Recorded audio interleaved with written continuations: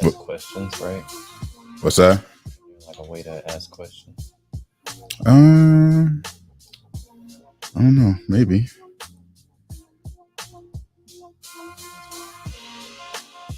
That is fine. I did not get what I was supposed to get.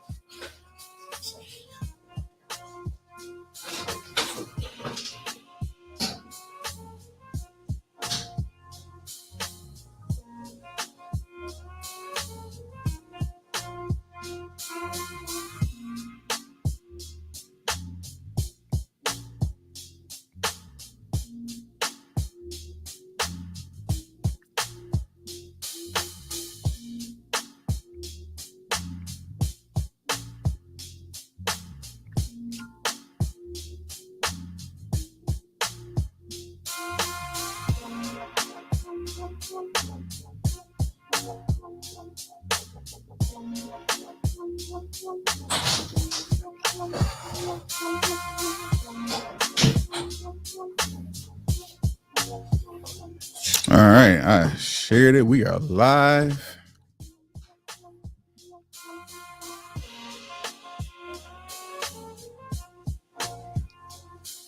Hey, if y'all coming in here, make sure you do us a favor and share the link. Let's get some conversation going on in here tonight.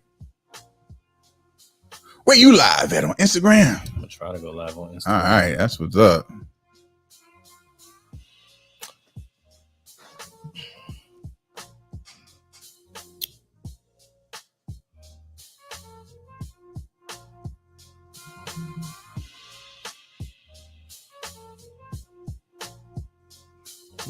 I don't think I've gone live on Instagram, and I couldn't even tell you. I'm not even on Instagram anymore. You're not on Instagram no more? Oh yeah, you don't really. I mean, I'm on there, but I'm not on there. Yeah. I rarely post anymore. I mean, I probably should, but kind of over it, man. Kind of over it. Yeah. Just Instagram? Yeah. Like old school social media. For sure. It's a thing. It is what it is, man.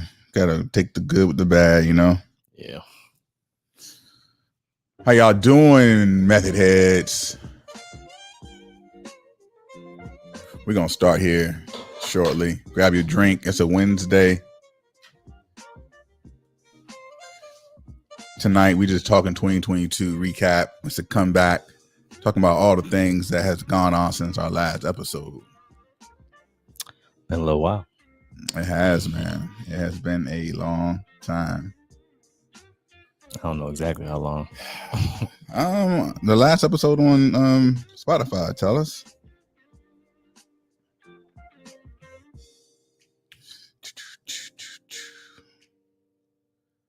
As y'all know, you can find our podcast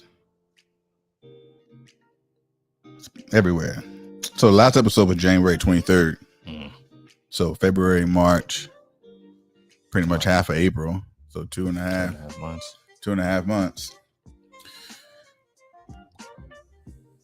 But it is what it is. Did you share it on your Facebook? I have not.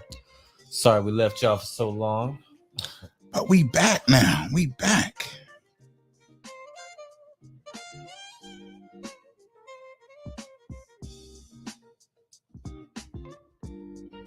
Let's see.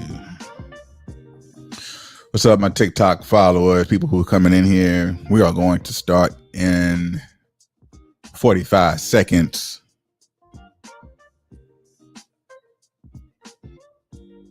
Ish. 5-ish seconds. Over here. I got 2 charged, but I ain't even think to grab no charger for me. Saw a USB charger, plugged in over there somewhere on the table. It's fine. I don't even think my live gonna be popping like that. Well, none of us probably will. Anywho, I feel good about being back though, man. I'm ready for this conversation. It's a lot of shit that has happened. That's true. And we haven't really talked. We really haven't talked about any of it. So if anybody in the future is listening back to this archive in the current year, boy, it's about to get wild. You about to hear about some shit. All right. I say we start this thing up, man. What you say? Ready, let's go. Let's go. Let's do this.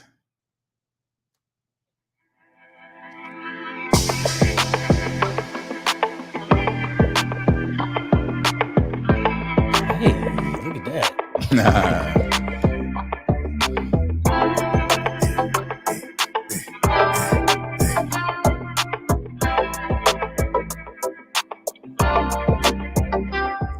Welcome to A Method Podcast. I'm Jay Noetic. I'm Remy Mulatto. I bring the content. And I bring the chaos. And with that, we believe the best way to have truthful conversations is to have mostly everyone talking honestly over drinks. And that's what we call a motherfucking method. Boy, we still got it. M-E-T-H-O-D. Still man. got it. I'm drinking. That was not practice, by the way. I don't think Rippy drinking yet.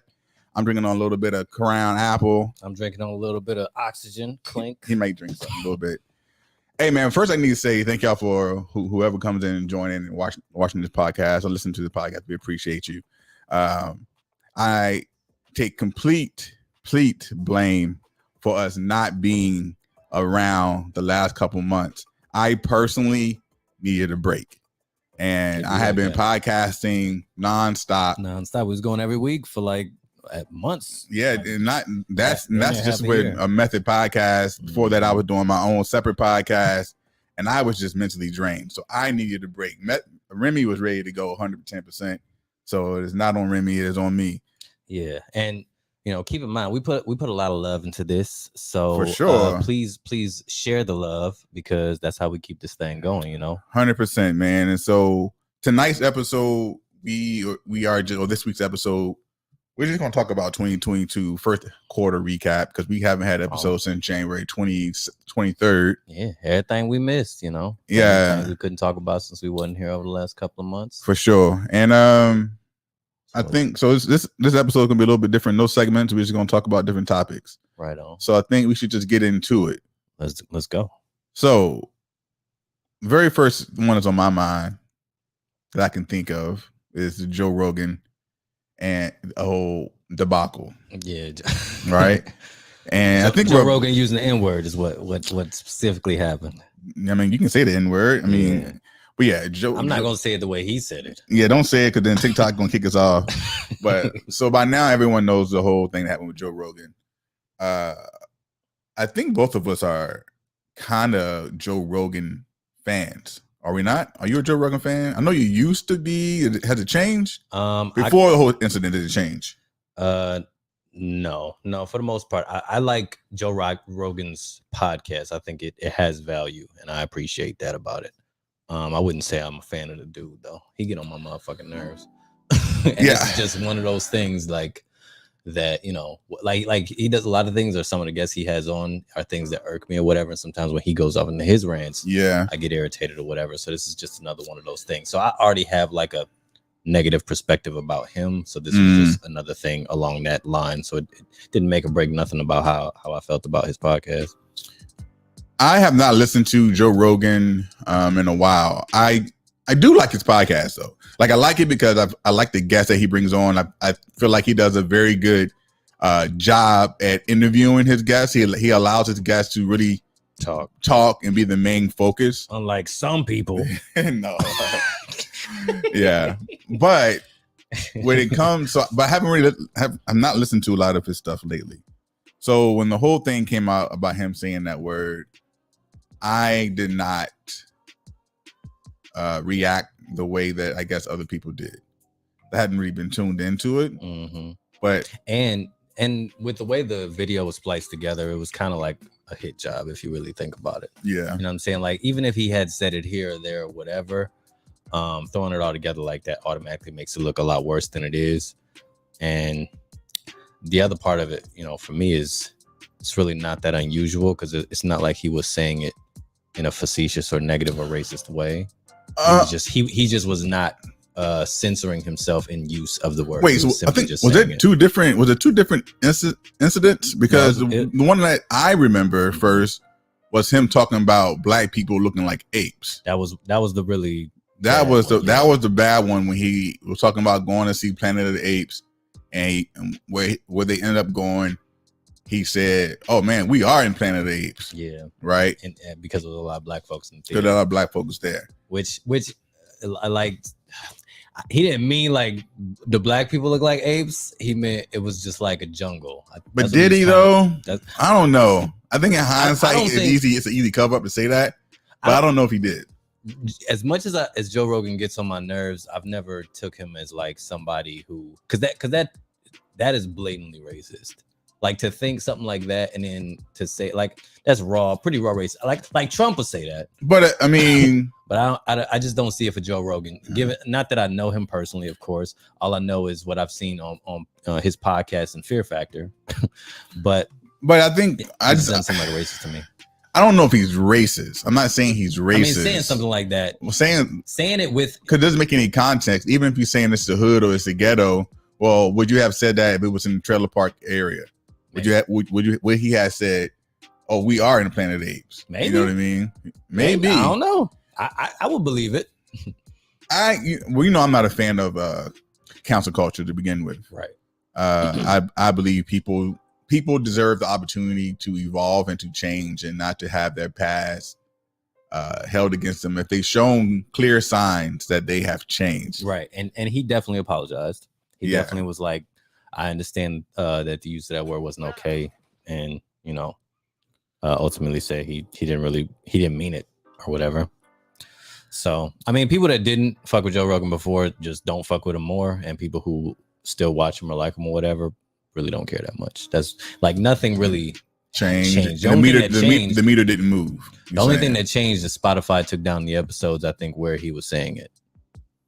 I do wish that he would have, and I think he mentioned this himself, that if he's going to have someone on that's super controversial on one way, that he should bring another guest on sometime relatively soon after that to show the opposite side of that perspective. Yeah. Right? Because it all started really people not liking him with the whole vaccine thing. And some of his perspectives have definitely changed over the last couple of years toward vaccines, COVID, and I felt like, what rabbit hole is Joe Rogan going down? Right. You know what I mean? Because he used to seem like he used to be very a factual person, and here are the facts, and here's what I believe. But some of his episodes, it kind of felt like, he kind of sounded like a conspiracy theorist, you know? Yeah, and I think he toes the line for sure. Like he definitely is a bit of a conspiracy theorist. And I think his circle, I think the people he spends his time with the most, I think they're more on the outside, more like along the conspiracy. So he'll have like smart people on his podcast, but I don't think those people are his friends. Yeah. But, to throw him some bail, he did have Sanjay Gupta on his podcast. He did. And part of what, as a matter of fact, so just to talk about the COVID thing or whatever, Joe Rogan's posture towards COVID was kind of fucked up because of CNN. Because the whole ivermectin thing happened, and CNN basically made it this really like horrible looking story, and basically like smeared him in a way, because they were like, every time they were referred to ivermectin, they would say horse dewormer, which is one of the uses, but it can also be used for other things. Now, it wasn't that it was used to treat COVID, as far as we know, not like publicly or whatever, but I guess he said he spoke to people who said it could be used to treat COVID, so that's what he used it for. But CNN was like, this motherfucker's using horse dewormer, and you hear that enough times from like this news outlet, you gonna be in defense mode. So a lot of what kept happening was him going further down the rabbit hole in defense of himself, because they, in a sense, like smeared something that he said. It'd be like if we said something on this podcast and then somebody else comes along with a much bigger platform or as big a platform as us and says, look at these goofy motherfuckers saying what they saying, and we feel like we got to go. I mean, you do have to defend yourself, but you would think that someone at his stature would know better to continue to get brainwashed or mad at just one source of information that can be inaccurate. You know what I mean? So of his stature, he doesn't view his podcast as the monster that it is. He does his podcast the same way we do our podcast. He's just like, I like these people, and these people will come on. I'm going to go on there and just talk to them. Yeah. And he just does his normal reading or whatever he does, but he doesn't have like I don't think he has like a team aside from the guy that, you know, Google stuff in person or whatever, but it hasn't really gone beyond that. So he hasn't adjusted for the level that he's at. So, you know, when people come along and they hear things on it, you know, it sounds more or less like it could be a podcast on our level, but it's the biggest podcast in the world, you know? Yeah. So you haven't canceled them? Nah, I don't really cancel people like that. Not people. What would it took a long time? What would it have if the Planet of the Apes thing, if I thought that was legitimately racist and there were other instances where like, okay, you talking a lot of shit right now, and you're fucking with the line, and you know you are, then I probably would be like, all right, that's enough. I mean, I've gotten pretty close with Joe Rogan enough times. Like when BLM was going on and everything was going on with that, he was talking a lot. He talked again. He told the line, and sometimes I'm like, bro, like that's you about to lose a listener, right? So with COVID, he did have some people on each side. Like there's a couple of episodes out there where he's talking to people who are completely for the vaccine and stuff like that. And he had Sanjay Gupta on. So he's had people to kind of be on the other side of it, but there was nobody on his podcast from what I recall or from around that time that was actually like defending what was going on with BLM and, you know, explaining that it wasn't necessarily rioting. It was a lot of other stuff going on. So he would just talk about it from his circular perspective, and he would call them rioters and shit like that. And you know, there's a deeper story there that you could have tapped into, but you didn't. So you're spewing all this bullshit and letting all these people believe this shit about something that you don't know what the fuck you're talking about. I got close.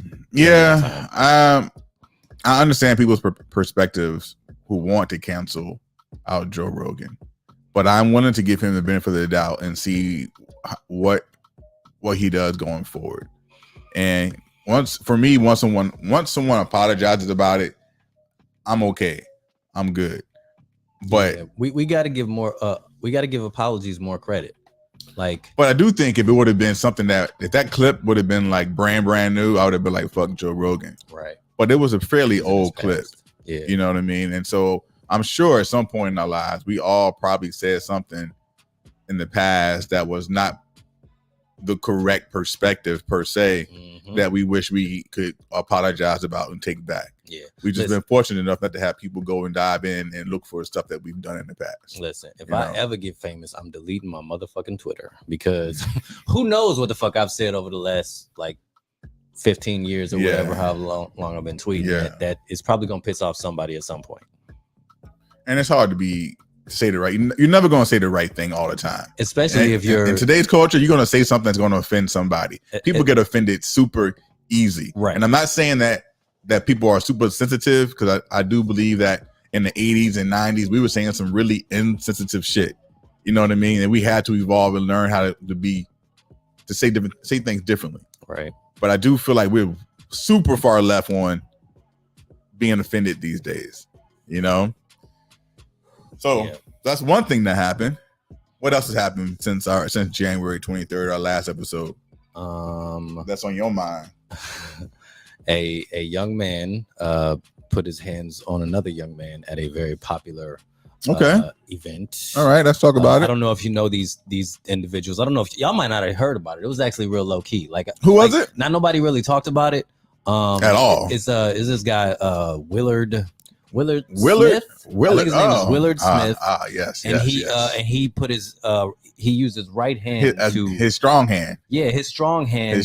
On I believe it's Christopher Rockelson. I don't know. Chris something. I don't know. And it was at this show. It could have been the like BET Awards. It was the BET Awards. I mean, it was real BET in there after that happened. So it was like real Source Awards. Yeah, it was some bullshit ass award show. Who gives a fuck? So that was wild. Okay, so what are your thoughts on it? I'm I feel like I'm toxic. I realize that. I feel like you and I have very similar. Again, we have not talked about this, but to this day, I'm still on the side of Will Smith. Right. 100%. Now, I'm not saying it was right for him to smack the shit out of Chris Rock, but I understand 100%. 100% why he did it.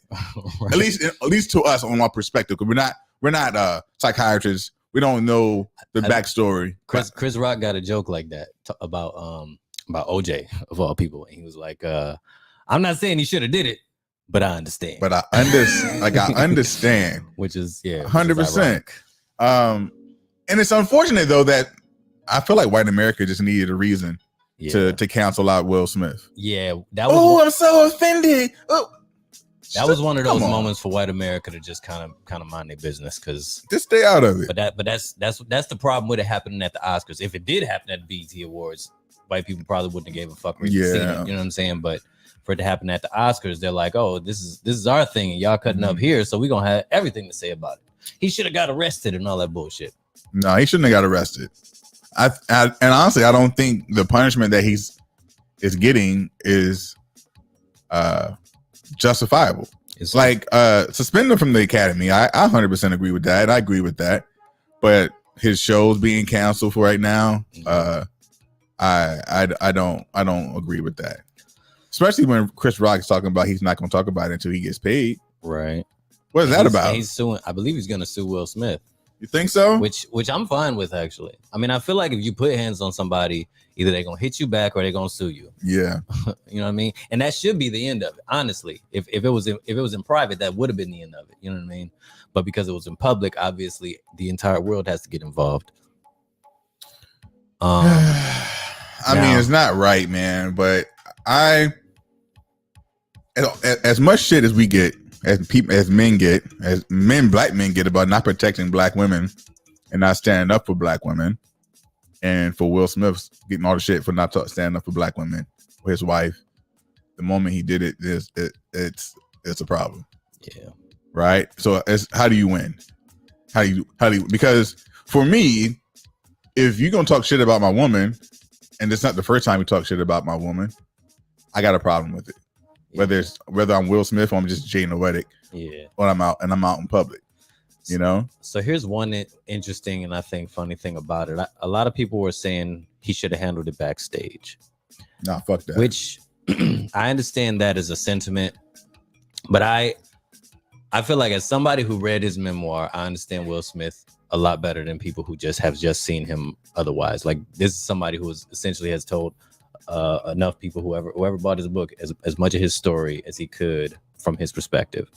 So based off that, I don't think first of all, when he walked up there, I didn't think he knew he was gonna slap Chris Rock. Like, if you look at the entire video or whatever, it didn't look like he was necessarily personally fazed. It was more Jada's reaction that could have triggered him. It's still weird. I feel like there's still a section that's missing that we're not seeing at all, because they went from laughing to Jada's kind of cringeworthy face to him walking on stage. Yeah. Right. The camera cut away right after you saw her eye roll. And then there was like a little bit of like Chris Rock sort of apologetically being like, I was just playing or whatever. And then, all of a sudden everybody's like, holy shit, what's happening? Will Smith is walking up. Chris Rock is sort of reacting to it, but as if it's a joke. And then next thing you know, but one thing I want people to understand is when you snap, and there's no way of knowing when that's going to happen. Right. Regardless of the situation. I remember plenty of times. I'm not a violent person. I'm not a fighter. That is not my style. But I remember snapping on a guy who had cut me off in my car, which I was just waiting for traffic to go by. Get to the store. He's eyeing me in the store like he want to fight me. And I had already had 4 other. This is at the height of Trumpism. All right, when this happened, and this white guy checking me and trying me. Yeah. And I just snapped, and I'm ready to fight this guy, regardless of the outcome. Yep. And that's not who I am. That's not what I'm about. Yep. But in that moment, I was going to protect my character and my space. Yeah. So I understand how someone can snap just like Will did. Word to Tom, you got to protect your space.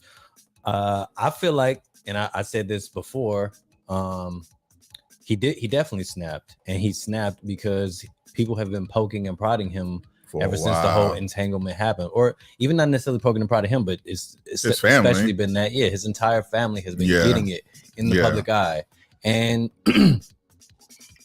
at some point, it's just like, all right, on site. Like somebody's gonna get it on somebody site. gonna get so this. Somebody who was not far away, you know what I mean? Like said something about his wife, and it sounds disrespectful to him. Like if not, regardless of what you feel like he knew, if he knew, then it is utterly disrespectful. If he didn't know, it wasn't disrespectful, but it's still like, why are you even talking about my wife? Please don't do that. So I think when he walked up there, I didn't think he was like, all right, I'm gonna slap this motherfucker. I think he was just like, I think he was an autopilot. I think he didn't even think about what he was doing. He just moved. And he went up there. And I almost wonder if he thinks that it was not live at that moment. Right. I almost wonder if he thinks the camera is like a commercial. Right. Yeah. You know, I mean, I'm not gonna make excuses for him. Yeah. Right. Like, I'm a fan of Will Smith. I'm a fan of the family in general. But I do not care for the perspective that it's Jada's fault, though. Yeah. Like, why? There were a lot of black women out there too blaming Jada. Jada don't love Will Smith. Jada not protecting Will Smith. Jada controlling the relationship. I'm like, well, how do we get to blame Jada? Like, how do we get to that part? How do we get to that point where it's Jada's fault? So it's not her fault. So I took part in one of those arguments, and the argument that was presented to me was, she said, if it was my man, I know his energy, and I know that if I see him moving a certain way, and I don't want things to go awry for him, I'm going to protect him. So in a sense, he was protecting her, and from her perspective, she felt like, well, she could have protected him from her reaction or whatever it was, like whatever it is that triggered him, which we think was her reaction. She could have been like, all right, you know what, it's not even that big, please just sit down, you know what I mean? But it happened so fast. So the way I saw it was, it happened so fast. I don't think she knew what was happening. Yeah, it happened so fast, and I don't know, I just don't see Jada as the type to stop Will from doing anything, which is another point that I'd like to make. Yeah, I think a lot of what makes all of this so interesting and entertaining, and definitely kind of like push Jada in the crossfire, is we don't look at Jada and Will the way we look at Beyonce and Jay-Z, because we look at them on the same level. Which is wild as fuck to me, because it makes sense to me. Why what outside the entanglement, what have they actually done? No, well, when I say on the same level, I mean equally yoked is how a lot of people put it. Gotcha. So, you know, Beyonce is a fucking R&B superstar. Jay-Z is a fucking hip hop mogul. Like they you could see that they belong together from where they are, and they both bring the same thing to the table. Do we feel that Jada Pinkett brings enough to Will's table? I don't think we do. I think most of us think he could do better, especially given that the entanglement happened, because that automatically sends it in another direction. Like, oh, so not only is she not on his level, but she's cheating on him. But she wasn't cheating. Not at all cheating. But the public narrative, because they were separated. 100%. Will was doing his shit too. Let's not forget, Will was doing his shit too. He admitted to, as far as we know, that's what he said. Look, we were separated. What happened? Happens. Why do we think that Jada is not on his level? Well, Jada had her shit going. I mean, obviously it's Will Smith, right? He's probably top 3 black actors in the last 20 years. But Jada had her own gigs, her own shit going on. Name 5 Jada Pinkett movies. And you know what? And I'll let you say a different world just to throw one in there. Okay, that's all right. She was. I'm gonna get slapped for this one, but Poetic Justice, right? Poetic. Not Poetic Justice, but this motherfucker just Janet and Jada. No, what's the other one? Juice. With Tupac. She in Juice? She was. I ain't know. Was she in Juice? Google it. I don't know if she was in She was Juice. a love interest. Who's love interest? I don't know, but I don't know. Okay, but look, so set it off. She also had what is it? Low Down Dirty Shame. I know she was in that. But she also had a great TV show. She had a good Hawthorne. Right. She was also in Batman. She had a good role in Batman. Gotham. Yeah, she was in that. Yeah, she's been doing all right, but it's pretty much a B career, especially compared to Will Smith, because Will Smith has like a Tom Cruise career. But how do you have a Will Smith career when you're a parent, you're taking care of the kids? who's to say that she would not have done that? It had not blown up to that status. If Will Smith would have took on the kids and she wouldn't have been acting. You know who got more kids than Will and Jada? Who? Or had, I should say, Brad Pitt and Angelina Jolie. And they both they divorced too, though. They are, but they were both producing because they had, as far as the public knows, had something worked out where he would spend a year watching the kids and she would spend a year doing a movie, and they would switch back and forth. So in Will's case, there was nothing like that. But why doesn't Jay-Z get blamed for like he was cheating on Beyonce? He cheated on What's Beyonce. The whole slap in the elevator? That was the reason for that. Yeah, you know what I mean. Well, and Jay-Z got walloped for at least a year, and she made a whole album about that about him. So like I'm like whatever we wanted to do to Jay-Z about it, Beyonce did it, and we found out in the moment. That's true. She said on the track, "Who the fuck do you think I is?" That's true. You know, that's true. So much so that we was like, damn, Jay-Z might have to release a diss track against Beyonce. But that's why Jay they gonna do this Red Table Talk about it though. Yeah, I get it. Yeah. But what? Which it's all the business, man. It's a business. So before we kind of move away from this, I do want to throw my conspiracy out there. Okay. About all of this. I think, based on the whole equally yoked thing, I think Jada Pinkett has decided, and they as a couple have probably decided, Will Smith has done enough. He's won an Oscar. He had great summers with great movies. Will Smith has done enough in his career, and now he can sit back and relax for a while. You know how you relax? You slap somebody in Publix or in public, and now you got to sit down somewhere. And not only when slapping them automatically leads to a Red Table Talk. Like you got the entanglement, and now you about to have the Chris Rock slap on Red Table Talk. Red Table Talk is gonna be popping. Do you know how many people are gonna watch that? 100%. Yeah. So and let's not forget, I guarantee you, at some point, you heard it here first, probably. Will Smith, Chris Rock, and Jada are gonna be on a Red Table. I want to see that. I don't think that'll happen. I don't think Chris Rock after Chris Rock. I would love to see that. They were friends prior. Yeah, it's unfortunate for Chris Rock. I mean, he's gonna make his money anyway. But Chris Rock came out all the way on top. Like if he sues Will, he's gonna get a check. His sales went up. He gonna be able to when he start making jokes about this shit. That shit is gonna be hilarious. Like he's gonna be doing real good for the next few years just off this. He's gonna eat real good off this. So hey, Will Smith, if you got anybody else you want to slap, holla at me. Anybody high profile want to slap me in public? Feel free. We'll work something out. Yeah, it's definitely weird. So we had Will Smith, Jada. We had Joe Rogan. Oh, so before we move on though, before that, did you see the clip with Chris Rock sitting on the in chairs with Jerry Seinfeld and other guy and then Gervais?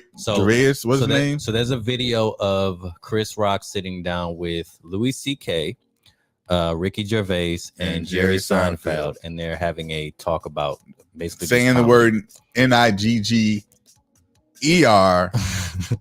on stage, and they said it multiple times. It is so cringeworthy. So why did he check them?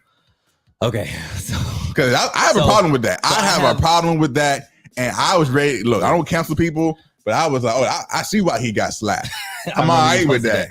So I'm conflicted about this one because I saw that when it was originally posted or whatever.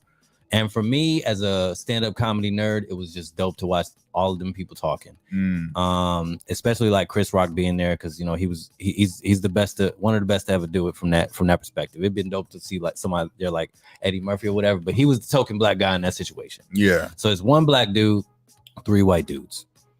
And, just talking about comedy. And what I realized from listening to comedians talk about comedy is that interaction isn't necessarily weird, and shit like that happens all the time. Like, even with like gay comedians, like I've seen it on Louis C.K.'s show. He had a show where they were sitting around playing cards. There's a gay comedian there, and they're just fucking with him, but raw about being gay. Shit you would get canceled for. Yeah. Like, those are the kind of conversations that comedians have like behind closed doors when they get comfortable or whatever. Problem was it wasn't closed door behind closed doors. It wasn't closed doors. It was on a public forum. Yeah. So in that being what it is, we the public see Chris Rock and we're like, you're supposed to check him. That is your job. The way I saw it was simply as a fan of comedy is that wasn't really the moment, and Chris Rock wasn't really the guy. You know what I'm saying? Like, Louis C.K. wouldn't say that in front of somebody who would check him, but because this person is a comedian and they are peers, and Chris Rock saying something in that moment would have hurt him as a comedian. if that makes sense. Because Chris Rock said cracker ass cracker on one of his specials at least 30 times. So if you're gonna police what somebody else says, that means you people are gonna run after you and say you're not, well, what about what you said? You know what I mean? Yeah, I don't disagree, but why aren't we fighting and canceling Chris Rock, or Louis C.K. or we just gave Joe Rogan shit for saying it, but we're not complaining about these two white men saying it. I mean, we can't be. How we gonna pick and choose what offends us, but we don't hold that accountable for everyone. Yeah, you know what I mean. Like I got a problem with I love Black Twitter, but I also got a love hate relationship with him too. I don't really fuck you know with what I Black mean. Twitter. So Black Twitter get on my motherfucking nerves, except for like when BLM stuff is going on. Like I'm with it. When it's something that to me actually matters, then I'm with it. But as soon as they start trying to cancel somebody over some shit they said, I'm like, all right, y'all got it, whatever y'all need. Yeah. But Louis C.K. he got canceled for some other shit. I mean, he pulled his dick out, was playing with it, but he did ask for advice first. He did ask for approval first. Yeah. So I mean, and technically he's not canceled. He just won a Grammy for his last special. Well, it was also a few years ago at this point when that happened. So I think the whole Me Too movement has kind of moved on at this point. Yeah. So we had that happen, and we have a war going on right now that has jacked up the prices of everything. I mean, inflation was already going up, but the war did not help because we the Western side of countries have put a lot of sanctions on Russia.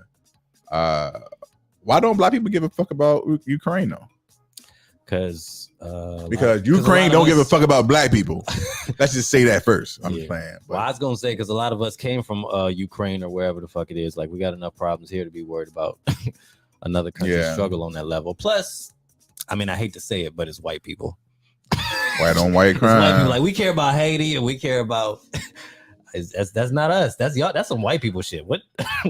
I think that's just how a lot of us feel. I care in the sense that with everything so globally connected to everyone, it's going to affect us. It's going to affect the entire world. So I care in that sense. I want the best outcome to be for Ukraine. However, when I had posted a screenshot that my friend had sent me of the Peace Corps giving a description as for volunteers as what to expect for Black volunteers as to what to expect in Ukraine, and they were talking about how Ukrainians use the word NIGGER all the time, or they have not seen Black people, and it's like this. It was like 2 pages of like excuses as to be aware as a Black person that you may come in contact with this type of stereotypes and racism, and do not hold it against them. And I think when Black people saw that, and saw the African students who were trapped and who were saying they were being abused and left behind, we were like, well, fuck them. Right. Like we dealing with this shit right here in America. I ain't gonna care about the Ukrainians. You know what I mean? Yeah. So do you think Russia, you think it's going to end anytime soon?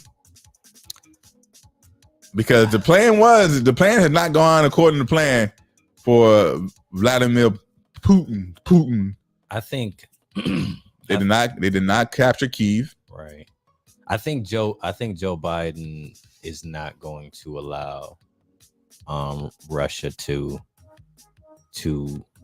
like, because America is so involved in it, like we're sending weapons and stuff like that. I think that's at the very least it's gonna drag it on way too fucking long. Because look at like the other wars that we were involved in and how long they fucking lasted. I feel like something similar or the same could happen in this instance. And what I'm worried about is I hope that Russia's not like, all right, well, you know what? Since y'all won't let me have my shit, fuck everybody. That's what worries me. But I think people was inside of Russia would kill Putin before they allowed to get to that, to be honest. But I don't necessarily think that Russia or Putin is going to stop at Ukraine and the cities in Ukraine. And I think that's the problem. I think if he goes after a different country, especially a NATO country, then obviously then we get pulled into the war. Yeah. So one thing that I heard about this, and this is not necessarily throwing Russia some bail, but given that Ukraine is on Russia's border, and there was talks of Ukraine joining NATO, they felt like that meant that the U.S. was going to be on their doorstep, and they don't want that at all. So the only way to prevent that is to take the motherfucking country. Problem is, NATO is not just America, right? It's Great Britain. I mean, it's a lot of different countries. Of people you don't fuck with. Yeah, for sure, for Russia, sure. It's like a bunch of motherfuckers I don't even like, and y'all gonna be right but, like next door. Nigga, I'm buying the house next door. Then. But here's the thing: if you can't beat Ukraine, you definitely ain't gonna beat the United States. It's different though. Nah, it ain't different. It ain't different. Russia he has nuclear war and nuclear missiles, but which is the problem? That's the main problem. Russia could never defeat like NATO or the US, but we don't want that. We don't want a nuclear war. Like if that happens, they wouldn't win, but like the world as a whole would be completely different after that. Well, that's why I say that I've been watching some videos on YouTube of from Russian citizens, and a lot of them are either afraid to talk out about it because they don't want to be prosecuted, but those who do kind of are okay with like him being removed. You know what I mean? Yeah. So we'll see what happens. It's sad. It's crazy because I got gas this morning. Today, and it was $4. Yeah. When I came back from my trip, I was like, why is gas over $4 everywhere? Because before I left, it was under $4. Like, what's been going on? What did I miss? It's crazy. And people asked me. My father called and asked me. He was like, "What you want for your birthday?" Gas, motherfucker. I need gas. Give me some gas. Gas money. And I just been telling everybody, world peace. Like, if you got Putin's number, you know what I'm saying, call him up and tell him quit tripping. Because I just don't want the world in such disarray. It's time for him to go at this point.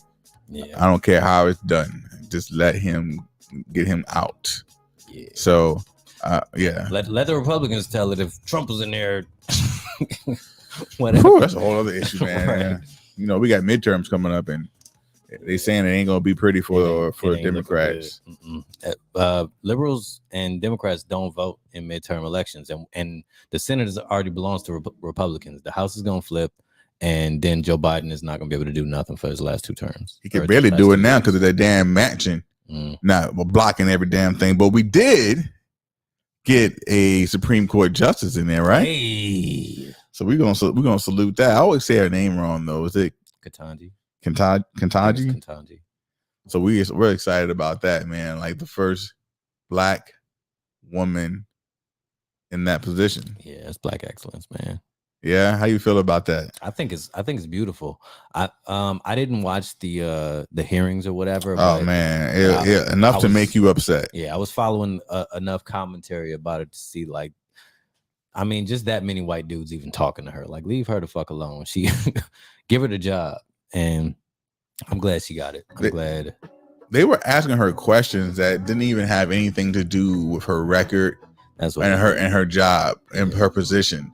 And it's super frustrating watching that because I think people of color understand that that's almost an everyday life when you are being questioned by people who that you can do the job around 10 times more, or that you're overqualified to do that, and you're gonna question me on some bullshit. Yeah, like questioning my ability when I'm overqualified on paper. Yeah. Like, first of all, I should be asking you questions. Yeah, right. You know what I'm saying? Yeah. Don't ask me shit. Don't ask me nothing, man. Like you are a dumb piece of shit. Yeah, but lucky for you, I have grace. Yeah, I have patience. I have peace, and I'm gonna sit here and I'm gonna correct you and challenge you on these dumbass questions. I know that's right. How many people would have been like, you know what? Fuck y'all and this job. Man. Fuck this. You know what? I don't even want this job. Yeah. But that's what they wanted though. They want her to not take it. They wanted to push her, but she's Black excellence. She got that shit. So we got in 2022, we have a black woman as vice president, and we have a black woman in a Supreme Court. I think that's amazing. That's beautiful. And hopefully it's not the last, and hopefully it does not take as long as it took to get these two in that position. So yeah, so we had and better not nobody talk bad about her. I'm gonna slap you like Will Smith did. Like, do we even really have? Like, most of us don't even know who the judges are. Mm-mm. Once they are, I'm thinking of the wrong word. No, it's not approved. Once they are confirmed, we really don't hear much about them anymore until they retire. Yeah, or not unless that's a life term. That's a lifetime position, right? Mm-hmm. Unless they retire or die. Yep. So you usually don't hear about them until they, or if something controversial happens, based on like what they were voting on. Like, I learned a lot about them during Obamacare, because that shit was like mixed, and they developed a tax in order to run that shit through. But yeah. What else been going on in 2022, man, that we ain't talked about? You want to talk about some personal stuff? I mean, yeah, I just had a birthday. Man, this is my boy had a birthday. It's your birthday. Yeah, I'm getting old, man. How old you turn, man? 22. You know. Nah, we ain't doing that. we ain't gonna do no lies now. Listen, I don't talk about my age no more. I'm almost 40. That's all y'all need to know. Damn, no, for real though. Like, how old are you? I'm 38. Damn, 2 years. You got 2 years to plan your 40th, man. Yeah. So what you do for your birthday for your 38? What'd you do? It was I went back to Detroit, and I spent a lot of time with family, and it was real chill. Like, I didn't do a whole lot of like partying, but I had some conversations, and talked to people in ways that I had never done before. Like, I had a conversation with a cousin of mine who's also a mulatto. She just happens to be around my father's age. So she's like 2 years younger than my father. And she used to roll with my father when they were kids. They used to hang out in the same, around the same neighborhood that I grew up in. Mm-hmm. And talking to her was amazing because of how like similar we are, given that we're so far apart. Mm-hmm. Because just simply because, for one, we're in the same family or whatever, and we have like some of the same circumstances. Like, she was adopted by her grandmother and raised in the same house that I was raised in. I was more or less adopted by my grandmother and raised in that house. And yeah, you just learn like so much about yourself and like my family. It just makes me appreciate my family that much more. You know what I mean? Did you feel like did you feel like you have and maybe we all at some point come to this place in our life where we kind of feel disconnected from our roots or our history? Mm-hmm. Did you feel like you were kind of disconnected from that part, or like what brought that feeling of it was dope? You know what I mean? Well, for one, I don't live near any family at all. There's no family that I have that's in Tampa. So that one thing alone automatically makes me homesick.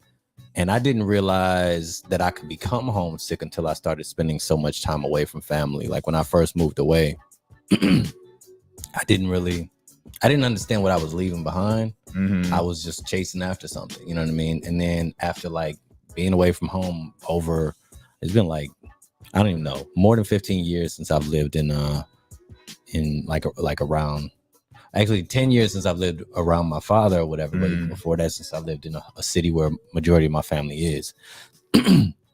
And being so far away from it, you definitely start to lose yourself, because in my family, I was the motherfucking baby. Like, I grew up, the house that I grew up in was the center house of our family. And so everybody was there, and I was the youngest, you know what I mean? Yeah. So I always felt loved as a child, and it wasn't something I felt remotely deprived of. But then you kind of move away, and you just in a new place trying to find yourself and find, I guess, a new family in a sense. Yeah, for sure.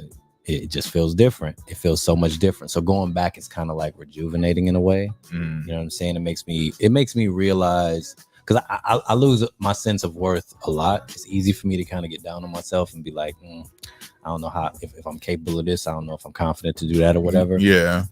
But you get around the right people, and it all comes back. And so it's healing. I guess for me, it's very healing to go home. That's what I like about it. One of the things I like about it. And Yeah.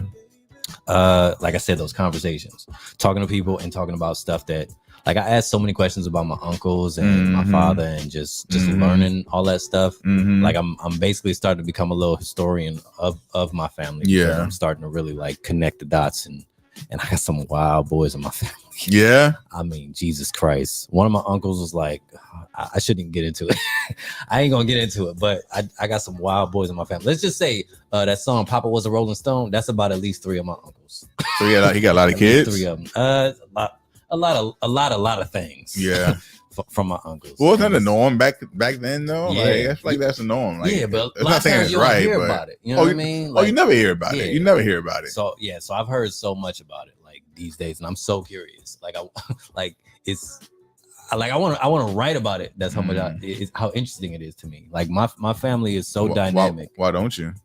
Because it's not my business. So you can always ask them though and get approval.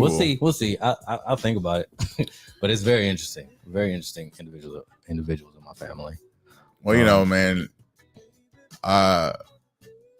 we're not promised tomorrow for our birthdays. So I'm glad you made it another year around the sun. Me too. Right, to see your birthdays, but I'm glad you had a great experience going home visiting your family, because I am also doing that on Friday. Right on. I'm going back to the town that I grew up in, the small town of Tappahannock, Virginia. You and Chris Brown went was it high school? Yeah, but he was way younger than I was when I was there shooting ball. He would shoot ball with us, but he was a young guy. Yeah. But I'm going back, one, because I want to have conversations with my father and my uncle. I was thinking about this today,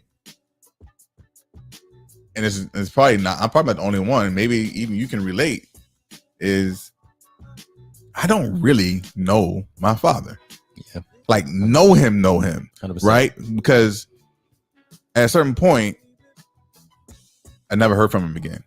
He just disappeared from life. Yeah, from being a person in my life. And so, as an adult, there was never a conversation about who he was, what his dream, who he is, what his dreams were, what his upbringing is. You know what I mean? And so I decided to go back this weekend. One, his birthday is on Sunday, April. Oh, nice. Yeah, and so I wanted to spend some time with him, and just reconnect with my uncle, who was my father figure when my dad wasn't there. But also just to visit home. And are they their brothers? Like, oh yeah, biological brothers. They're close. But my uncle was just opposite of what my dad was. When I needed something, he was there. If I needed to be taught something, he taught me. If I needed something fixed, he fixed it. And his son, which is obviously my cousin, that was my brother. I didn't have any brothers, and so we spent a lot of time together.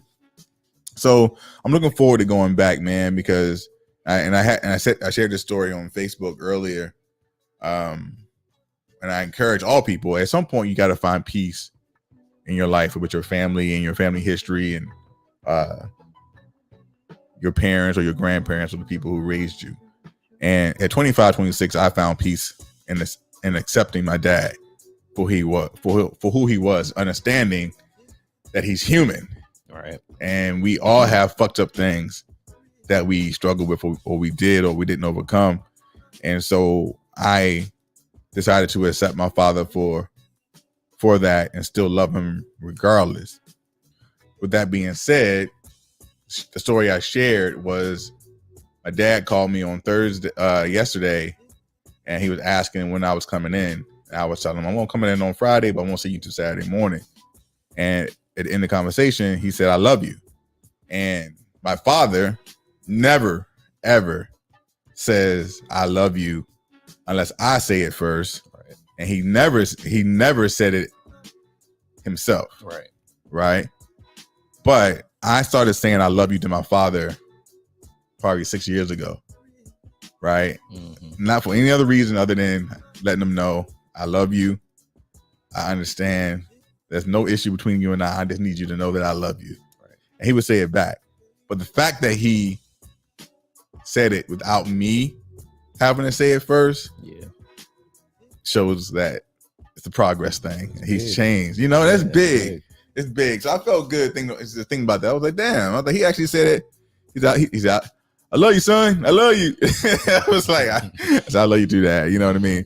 And so, I say all to say that, man. You know, don't be afraid to tell people that you love them, even if they don't say it back. Say it if you mean it, and you never know how that might change someone's perspective about your relationship or your dynamic between you two. Did your dad say "I love you" to you a lot? Not when I was younger. He says it now. But I don't think I ever really wondered whether or not he loved me. Because he was really like the only person that was always there. He's literally the most consistent person I've had in my entire life. So that alone was enough for me to understand, like, okay, well, he probably wouldn't be here if he didn't. Yeah. But isn't there something to be said about hearing the words, though? Yeah. Like, it's one thing to know, but it's another thing to hear. Yeah. Right? Oh, yeah. People, if you feel it, fucking say it, for sure. And that's one of the issues, I think, with older men from like that generation. I assume your father, he's probably born in like the 60s. 66. Like yeah. Yeah. So they just don't really do that, especially black men. Yeah. So like, but we should, and they should, 100%. Yeah. I remember years is probably like when I was like 27 or something like that. My mom one day was like, she said, "How come you never tell me you love me?" I was like, "Mama, what are you talking about? You know I love you. Right. Like, I love you, my fucking mom. Of course I love you. What are you talking about? That's a dumbass question. You know, like, that ain't what I said.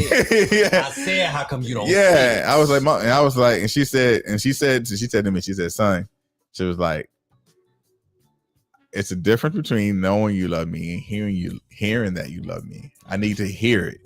And from that moment on, I started telling my mom that I loved her. But it's just we assume that they know, right? You know, and so I think that's just a lesson in general about all types of relationships. So that's I'm excited about going back to Virginia, man. It's been a while.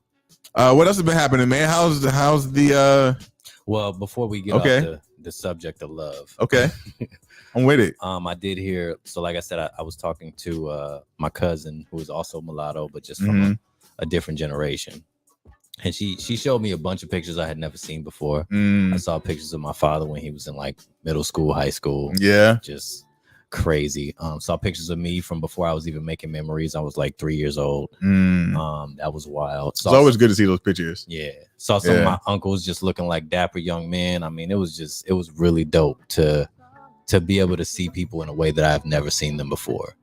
And then she told me a story, which I don't know if I believe it, but I'm glad she told me. What was the story? I love her that she told me, but it was about my father. So, I'm technically speaking, I am adopted, but not. My father is my birth father.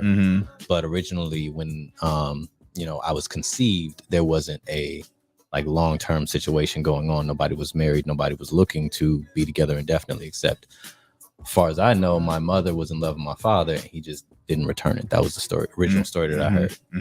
So, there's a new addition to the story. My cousin, who is my father's niece, even though they're 2 years apart, you know how black families be. Yeah, 2 years apart, but this is his niece. She said that that he was crazy about her, and that when she got pregnant, whatever happened, which I think is probably the part of her story, is that she probably wanted to get married, and he was like, "Well, I don't know, I'm still young, whatever." Like, he was 23. And then because that didn't pan out the way she wanted, she just left. So go back to my cousin's version of the story. So she's gone, and they're like, "Well, what the fuck? Like, we're like, why would she just leave? Whatever." So a year goes by, and she calls up the family, and she's like, "I'm not gonna keep this child. I'm gonna actually give this child up for adoption." And according to my cousin, my father was like, "No, you ain't. No, you ain't. You send that boy right back here. Matter of fact, I'm coming to get him." So my father goes all the way to like, it was either Utah or Missouri, one of them states. Wow. All the way on the other side of the country. Wow. He goes out there, gets me and brings me back and just, you know, envelops me into this family that I love. Like that I'm so thankful for, because I know if I was raised on her side of the family, it would have been. And your mom is white. My mother is white, and Gotcha. her first daughter has been through it. So I would have been next in line to go through it. In addition to being a black man, you know, in a white family, who knows what it would have been like. So I was raised I was raised by my father's family, and with, like I said, all of the love in the world. Like nothing deprived as far as love goes. Yeah. And I'm just fucking thankful. So awesome. So she told me that part of the story. I didn't know that part because my father doesn't talk. That's one thing that irks me about my father. He doesn't really talk about shit. When he does, I don't believe him. Yeah. I don't believe him. I feel like he'd be bullshitting me. So hearing that from somebody else about him just makes me appreciate him that much more. And so that's I love hearing stories about history, man. You know, I've dug deep into my family history, my family tree, and connecting the dots and tracing history. Someone asked a question on Facebook the other day. It was like, how many of you actually met your great grandfather? I was like, no, I didn't meet my great grandfather. None of us probably met a great grandfather. And there's a lot of history, a lot of stories we don't know. We don't know how they ended up where they are, or what it took to get to that position, to meet great grandma or grandma, and to have kids and whatnot. So it's always good to hear those stories. Yeah, and it's beautiful that we have people that we can like we take for granted how many people are still around that we can actually talk to about these things. I still have an uncle and an aunt who they're like the fourth and fifth oldest in the family that are still alive, and every time I talk to them, it's just so enlightening, and I learn so much just about the family and people that I haven't heard about at all. And you know, tap into your family, man. Talk to people. So they want to talk to us anyway. Like they want to talk to us. My aunt loves talking to me, and when I talk to my uncle, man, he's like the same dude that he's ever been. Like, who doesn't love telling old stories from the past? Yeah. And at some point, we're gonna be 70, right? And people are. I don't have any kids, but maybe kids been on your mind a lot lately. Yeah, you know what I mean. So at some point, they're gonna be asking you about the backstories and whatnot. So yeah, man. Speaking of kids, man. What about kids? That has definitely been on my mind a lot. It's been on your mind. You gotta get married. You gonna have kids? Am I gonna have kids? No, not at this point. So I'm 40. I'm 41, and so not that I can't have kids. Say, you can still do it though. I can still do it. I'm just not going out until you're like 80. I believe. I never say never, but what I say is I'm not going out of my way to have kids. Right. However, if I met a young lady who wanted to have a child, then yes, I would do it. But I'm pretty fucking happy without a child in my life. You know what I mean? Like, so I'm good. So my father really wants me to have kids, and the thing that he says to me is, well, how are you going to feel later? Like, you might be fine now, but say in 20, 30, 40 years, you look back, are you going to think, I had a shot and I could have took it, but I didn't? You know what I'm saying? Yeah, we can't live in what ifs, though. You know what I mean? Like, you can, as far as that future goes. Once you get there, of course, you got to reconcile. But right now, you're setting up your future for either you're going to have a legacy or you're But for what? The legacy doesn't have to be children. Doesn't have to be children. Doesn't have to be children. That's the easiest way. That's the easiest way for sure. So this fucked me up. Shout out to my cousin Donnie. He's this person. Oh wow. This motherfucker is technically the reason that I lost my virginity. Okay. He's the reason that I'm just not a complete and utter square. You know what I mean? So I'd be at the crib playing video games or whatever, and he'd come over and literally just fuck with me until I go outside. And then we'd go out in his backyard and wrestle and play basketball and shit like that. So he kept doing shit like that for our entire childhood, just getting me to venture out and try shit and do shit that I wasn't normally doing.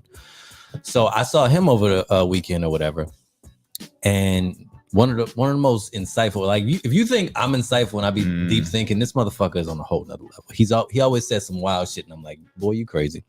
He says to me, you ever seen the movie Coco? Mm-mm. So if you haven't seen the movie Coco, it's about a Spanish, I believe Hispanic. I don't know the exact like origin or whatever. I don't know if it's like Mexican. I'm not sure, but it's a Hispanic origin movie about a family. Like when they pass away, you have to put their picture on the ofrenda so that their memory is preserved, because otherwise they'll be forgotten and they'll fade away. So from the afterlife, they'll disappear and they won't exist in the afterlife anymore. So he told me he was watching that movie high as fuck one day. He was like, dog, I don't want to go out like that.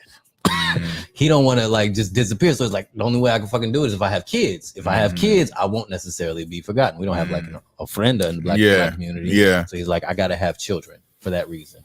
So he's got me thinking about that shit. Like, what if that's like how it is? What if you die and you just go to a place and if don't nobody know you up there or think about you at all, you don't exist no more. You know what I mean? Like, yeah, because technically that is sort of what happens. Your memory is only gonna go so far, and if you don't have children, then it cuts it even shorter because there's nobody who loves you on the level that a child would. Like the way I think about my father and I feel about my father, I'm gonna carry his memory like much further. If he would have died today and I had children, they would know about him tomorrow. I mean, having a kid for sure is the bona fide way to try to keep your name and legacy alive. But that's assuming that you're gonna have a great relationship, that your kid's gonna want to be a part of your life and want to continue it. I don't want to toot my own horn, but if I have a kid, that motherfucker is gonna be something else. Yeah, I know that. I'm confident. Like I'm more worried about There's a lot of unknowns with it. I'll just say that. Like, yes, ideally having a kid is the ideal way and the easiest way to preserve your legacy. Not easy though. But there are a lot of people who have kids pass away before they do. Which is the other part of it. Which is I have 1,000 reasons why I wouldn't want to do it. I'm afraid that I might have a child that might have an issue that I don't know if I can handle. And I have children in my family who have issues like that. Their parents are essentially tied to those kids forever. And I want to have a kid for 18 years. I don't want to have a kid for 80. Yeah. Yeah. So the kids are not on the table right now. That's for sure for me. But I posted about that in the comments, and somebody was like, "Fuck them kids." Yeah, damn kids, man. Some people just don't give a fuck. See what else has been going on, man? Like, so I moved out of my apartment. That's right around the end of season 1. It's a problem nationwide, obviously, with rental prices going through the roof, and I just decided that I didn't want to pay what they were asking for my small apartment, with the goal in mind of trying to save some money so I can have a down payment to buy a house, whether it's a 1-bedroom or whatever. I'd rather pay that $1,400 or $1,500 towards the mortgage than paying it towards rent. Right. So definitely been a change going from being in your own space to being in someone else's space. Right. You know. Shout out to Ed. Shout out to Ed. Shout out to Chocolate Silk, who still is mad at me for setting that up because he doesn't know how to completely be comfortable with someone else living in his house. Really? Like, I know it's a good situation. I think it's good for both of y'all, but Ed he just has difficulty with it. So I think deep down he's gonna be thankful. He's just not thankful yet. He's like you did this. I mean, I can always move out. You know what I mean? I can always just go and get my own place again. So like, it's just a matter of conversation. Like it's not I can't afford an apartment. It's just trying to not. If you're going to complain about a situation, you need to have a plan to change it, so you're not in the same situation next year. For sure. And that's all that I'm trying to do. You know, and so which I think is a great idea. And I think y'all both benefit from this situation, which is why I you know what I'm saying? I want y'all to do it. We'll see. I thought about moving in with Ed a few times. If I didn't have the cats, I probably would have, you know, to stack some cash. Yeah, so we'll see. But yeah, man, 2022 has been good. We'll see what happens for the rest of the year, man. You know, staying focused, staying grinding, but we're definitely back on track to get it. Our new day is Wednesdays. Wednesdays 7:30 live. We're doing every week. Yeah, that's the plan. back to every week. That's the plan. That's Earth. Unless life says otherwise. I don't really want to say this publicly, but I'm gonna go ahead and just say it anyway. What's that? I am going to try stand up soon. Okay. I have every intention of trying it. There's somebody else that I know that want to do stand up. Y'all should do it the same night together. I think it's Kristen Underwood. She came to my birthday party. Oh wait, maybe. Beautiful sexual chocolate young lady. She wants to do stand up. You said? Well, she wants to do poetry first. Oh, that's different. That's a little different. Yeah. So when you gonna do it? I might try tomorrow. I have to. So what I haven't done is I haven't even gone to a place where they do it. Like I haven't even gotten myself to venture. Are you just gonna wing it though? You can't wing it. I've written things. Okay. I haven't practiced them, but a part of me. Tell a joke. Hold on. You got it in your phone somewhere? No, that's not the way that goes. That's not the way that works. No, I'm not ready. I'm not prepared. But here's the thing. So I think I heard Dave Chappelle tell a story about when he first did it, and he bombed. And just like I say all the time, that one of the things you have to figure out in your relationship in order for it to thrive is conflict. You have to be able to handle the negative of whatever it is you're trying to do. So if I want to do stand up, I have to be able to stand in front of a crowd and realize that we are not connecting, and this is not going to go the way I want it. So a part of me is like, I should just go out and bomb tomorrow. Yeah. Because if I do, I'll know what it feels like. And if I decide I want to do it after that, then that means that there's no reason I can't do it. But shouldn't you? This is just me. I should prepare. Wouldn't it be? I'm not saying I won't. Wouldn't it be better to bomb prepared and make the decision versus winging it and bombing and being like, damn, if I would have prepared, it'd have been different. You know what I mean? I feel like that would scare me a lot more if I was prepared and I bombed, which I think I still would. Like everything that I've learned about stand-up comedy is you don't actually get good at it until you're about 10 years in. But everything before that is trial and error. You're going to go out there, something might work. You won't even realize why it worked. And you just kind of go back and just try it again or whatever. And then some days, something that you've worked on for however long has worked everywhere else except this particular environment. You don't fucking know why. So there's going to be circumstances where that would and could happen. But and eventually, you know what I mean? I'll probably have those experiences. I'm trying to figure out and decide what I want my first experience to be like. And I would love for it to be a win, but if it's a loss and I still feel like I want to go back and do it again, I feel like that is going to set me on the path that I would like to. It's not a loss if you try. Here's another. So the other part of this is, I know in order to do this, you have to do it a lot. And I think Earthquake told a story on Joe Rogan's podcast of all places, which is why I love Joe Rogan's podcast, because it's great for a stand-up comedy nerd. And he talked about when he had a club and nobody would perform at the club. So he essentially had to just go there and just perform every night. And of course, it's not going to be a win every night. Like you're just working out. But because he did that motherfucker can more or less go anywhere and just work out jokes on stage. That's how he does it. He doesn't write at all. Oh, really? He doesn't prepare. He thinks of some shit, goes up there, says it, and just keeps building on that until he gets something solid enough, something like chiseled, and then he puts that in a special. So there's an avenue. You know what I mean? Yeah. And if I could, I'm not saying that I don't think I would be that type of comedian, honestly. Earthquake, I think he has a natural, gift for that kind of thing. But it's just something to think about. This is probably off topic. Why aren't there comedians that do duos together, like on a set? That's their thing. Like everything, everywhere they go, it's him and her or him and him. Yeah. Because you know who I think about? You know who I think is funny as fuck? Is Gerard. Yeah. And like when y'all banter together, it's funny. It's funny. You know what I mean? Yeah. Oh yeah. I know exactly what you mean. I've never seen like a duo comedian act. But I think that would be dope as fuck. I think so too. I think, you know what I mean? There's a few people that I know that I think should definitely do stand up, and I think Gerard is one of them. I don't think Gerard would need me to be funny. I think Gerard is hilarious all by himself. Now I add to that just because I'm funny also. Yeah. So I think we both could probably do stand up, but I think Gerard could definitely do stand up. I think Hillary could do stand up. I don't know if you've ever seen her do a presentation, but she seems comfortable as shit, which is the start of it. Like if you look like you know what you're doing, you're in control of the room. Yeah. She knows how to control the room. That's like the start of it. So, and then, sometimes she'll throw some humor out there and it works. Like she'll get laughs. So if she focused that energy, she could definitely do stand up. So speaking of stand up, we just moving to our last topic. before we call it a night on this week. Oh yeah. Nathaniel and his HBO special that he did. Did you watch it? I saw parts of it. Oh man, I didn't watch the whole. I didn't watch the whole thing, I but I know enough of it because the biggest thing was him coming out. I encourage everybody to watch this special, even if you don't like gay people, but to get a sense of what it might feel like, or to watch somebody struggle with the idea of sharing that information with the world, and somebody who essentially doesn't fuck with that information, and it's their story.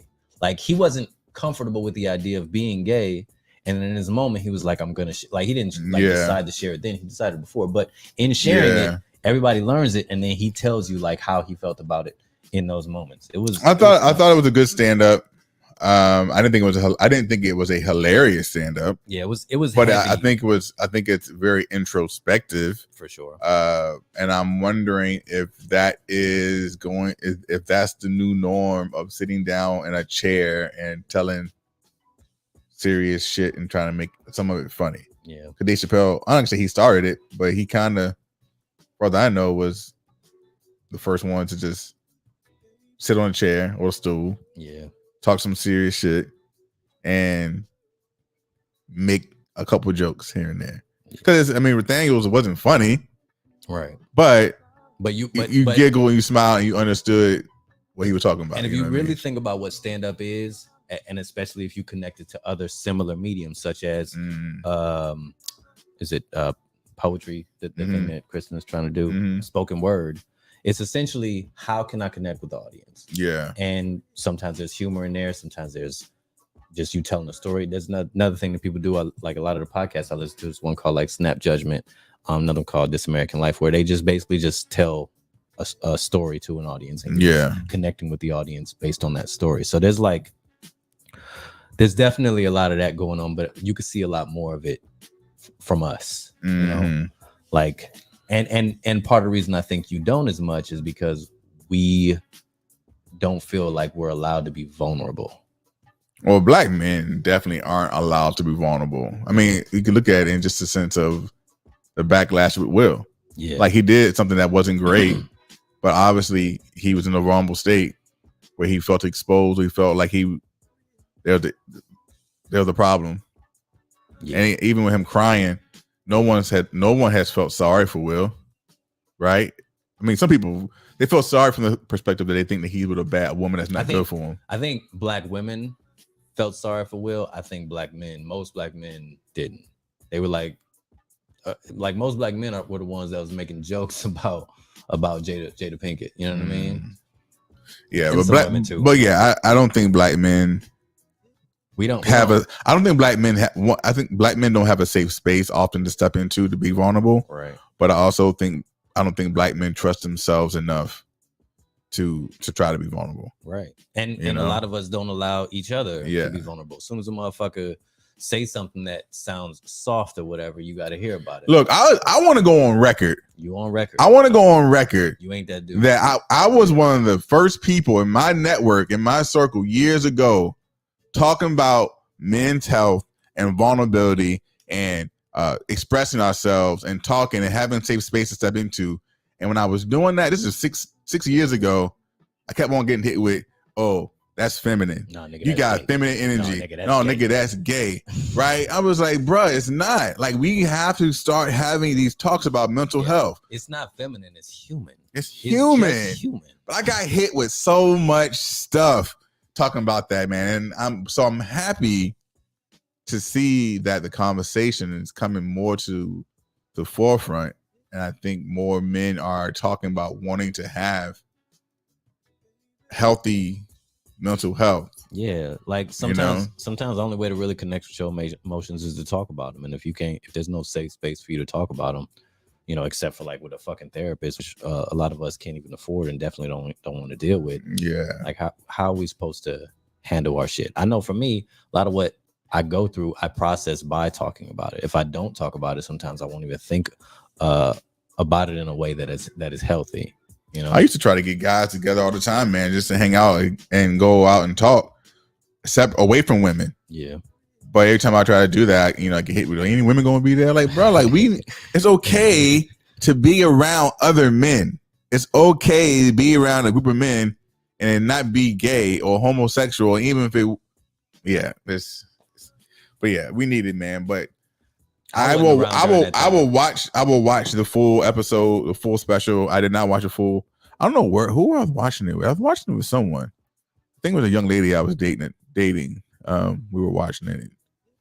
I had never heard of him before, honestly. Yeah. And I think I showed him on TikTok. I think it was on TikTok, him talking about his special. Because he was doing, I guess he hosted Saturday Night Live. Mm-hmm. I was like, who is this dude? I don't even know who this dude is. Yeah. And then when I kind of put two and two together. So it's funny that he came out with a special, because I was just thinking about him like maybe a week or two before. Because for the most part, I consider myself a fan. He had a TV show that I thought was really good. It kind of delved a lot into like black issues and stuff like that. And I think I've seen all of his specials. I believe this is his third one. And to me, they're not that they're like the most hilarious, but I love like really insightful comedy and stuff that makes you think, and just really, really clever stuff. And I feel like he's always been that. He's very good at being clever and just kind of making you think about stuff. Well, all I will say is, man, however I can support you in your endeavor to do stand up, let me know. I'm there. I will support you.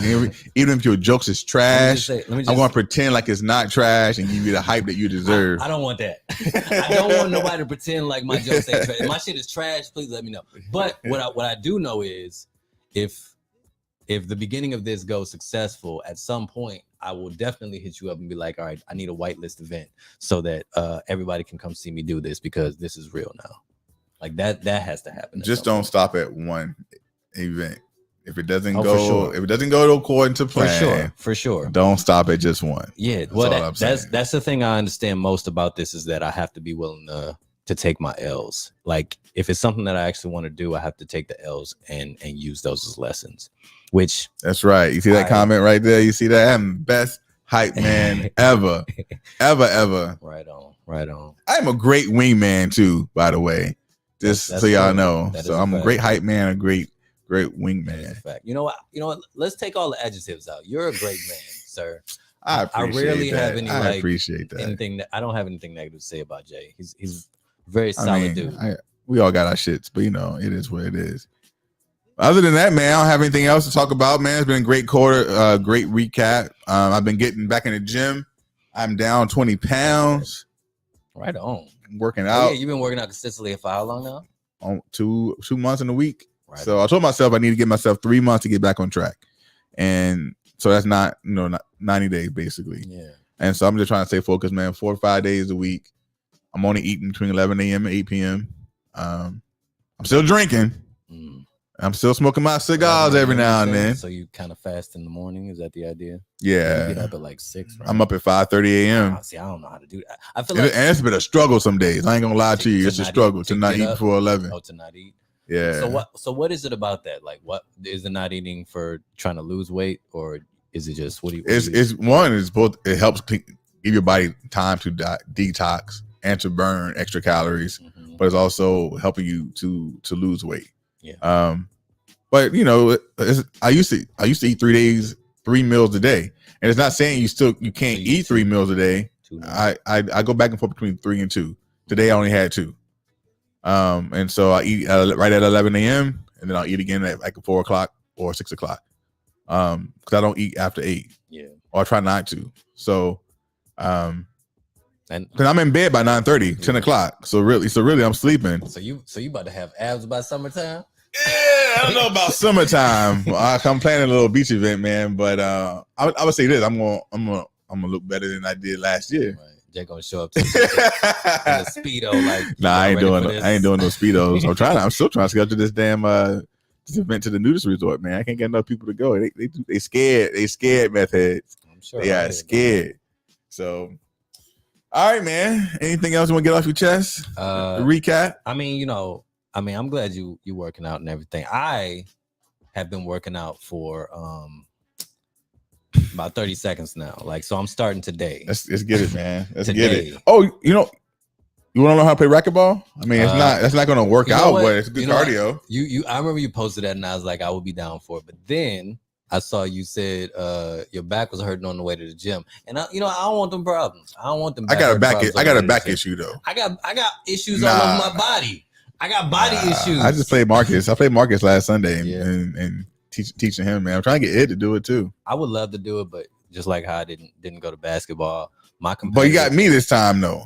I'm there Saturdays and Sundays, man. Yeah, no, it's my competitive spirit is what will be a problem for me because once I'm like in the game and I'm enjoying it, I'm having fun. It doesn't matter what my body is capable of. I'm going to be trying to do everything. I'll be running around, jumping, doing all types of shit, and I'll fuck around and hurt myself. Like especially since I'm not in shape. I'm really not. I guess I'm gonna have to join this racquetball league that I didn't want to do. If I get in shape, you know what I'm saying.